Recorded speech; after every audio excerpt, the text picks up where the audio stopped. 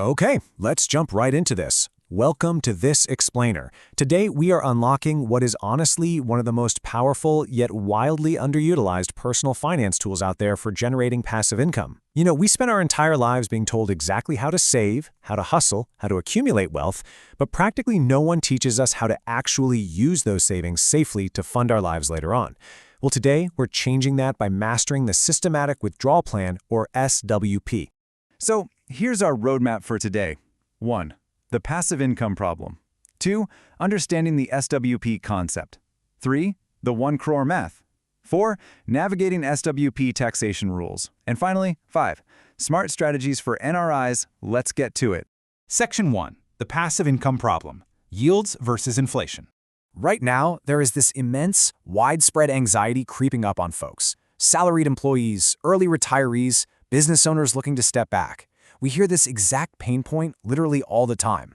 My FD matured, the renewal rate is just too low, so what do I do for monthly income? I bet so many of you watching right now are feeling this exact same stress. We're navigating a rate cut cycle, and average bank fixed deposit rates are just stubbornly hovering in that 6.5 to 7.25% range. For millions of people who have historically relied on that interest to pay for groceries and utility bills, it creates a massive, stressful gap in their monthly income. Which leaves us staring at a pretty massive puzzle. How do you generate monthly income without losing your savings? I mean, if you've got 50 lakh or a crore sitting in mutual funds, you're probably terrified to even touch it, right? You absolutely don't want to blindly burn through your hard-earned capital, but you desperately need a practical cash flow solution to replace those falling FD yields. Section 2. Understanding the SWP concept, the mirror image. This contrast brilliantly illustrates the cognitive shift we really need to make here. You already know what an SIP is, the systematic investment plan. That's your accumulation phase. It's where you systematically invest a fixed amount every single month. It's how you built your wealth in the first place. But an SWP, a systematic withdrawal plan, is the exact mirror image. It's the distribution phase, where you systematically withdraw a fixed amount. To put this into perspective, India has over 10 crore active SIP accounts, but the awareness and actual use of the SWP, it's just a tiny, tiny fraction of that. So let's define this clearly so we're all on the same page. A systematic withdrawal plan is a facility that allows investors to systematically take out a fixed amount every month from a mutual fund corpus, while the remaining balance stays invested. Now, I really want to emphasize that last part because it is the absolute magic of this strategy. You are pulling out the cash you need to live on, sure, but the rest of your money isn't just sitting idle in some low-interest bank account. It stays invested in the market, continuing to generate returns in the background. Take a second to really appreciate how profound this is. An SWP gives you complete control over both the amount and the timing. Think about how liberating that is compared to the alternatives. If you buy a traditional annuity, your money is completely locked in. If you're relying on mutual fund dividends, the payouts are totally unpredictable and entirely up to the fund's discretion. But with an SWP on an open-ended fund, you can pause it, you can modify the amount, or just cancel the whole shebang anytime you want without any exit charges. It is your money entirely on your terms. Section 3. The 1 crore math. Proving the strategy. I genuinely love this part because we get to take this abstract concept and ground it in cold, hard numbers, the kind of numbers you can actually plan a retirement around. We are going to use an illustrative starting corpus of exactly 1 crore rupees. Just picture that for a second. Imagine this is the nest egg you've painstakingly built up over years of disciplined saving in SIPs. Now, how do we safely draw an income from it? Okay, let's walk through the math. We start with our 1 crore corpus. Now, let's assume a conservative annual return of 10%, which is honestly quite reasonable when you consider that long-term diversified equity mutual funds have historically averaged closer to 12 to 14%. If you set your monthly withdrawal at 70,000 rupees, your portfolio actually stretches for 20-plus years. Let that sink in. By keeping your withdrawal rate relatively conservative, the portfolio can sustain itself for decades without rapid depletion. Why? Because the underlying growth is constantly working to offset whatever you're taking out. But let me be completely upfront with you because we have to talk about the risks. And this is a critical warning.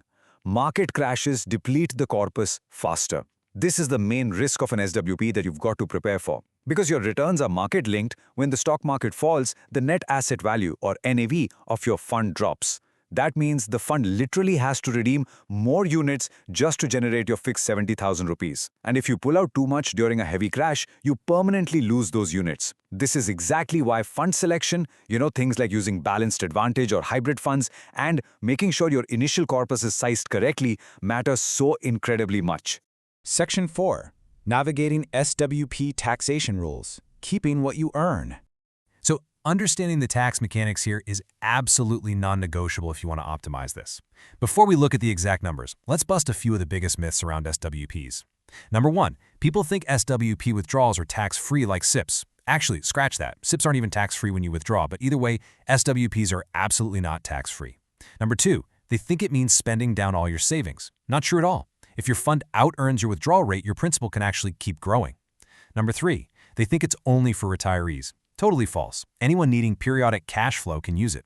And 4, they think it's guaranteed risk-free income. Nope, again, it's market-linked. But let's zoom back to that first point. Every single SWP withdrawal is treated as a mutual fund redemption, which means it's subject to capital gains tax. Let's look at how that taxation actually breaks down right now, based on the post-budget 2024 rules. For equity funds, your long-term capital gains, so for holding periods over 1 year, are taxed at 12.5% for any gains exceeding 1.25 lakh rupees in a year. If you hold for less than a year, your short-term capital gains are taxed at 20%. Now, while it is taxed, here is the secret sauce. Remember that only the gain portion of your withdrawal is taxed, not your principal. That makes this structure so much more tax efficient compared to paying standard income tax slab rates on something like an annuity or a fixed deposit. Section 5. Smart strategies for NRIs returning home. Now let's see how this all comes together for a very specific high net worth segment, non-resident Indians managing wealth across borders. NRIs can beautifully scale this strategy. Let's walk through the exact steps. Step 1, you build your mutual fund corpus in India using compliant NRE or NRO folios over your working years abroad. Step 2, you eventually return to India. Step 3, you initiate a structured SWP to generate your monthly income in rupees. And you can potentially pair this with RNOR status tax benefits, which is huge. And step 4, you either use that cash locally to fund your lifestyle or you repatriate it to family. It's just a brilliant, highly structured drawdown strategy. And for those looking to move funds globally as a remittance alternative, check out this specific regulatory allowance. NRO folio proceeds are actually repatriatable up to $1 million per financial year. That is, assuming you have the required CA certificate and follow the RBI FEMA guidelines, of course. But it really underscores just how accessible and powerful the setup is if you're a global citizen. Which brings us to one final, really empowering question for you to chew on. Are you ready to transition from accumulation to distribution? We spend decades learning how to climb the mountain of wealth, just endlessly accumulating and saving. But the descent?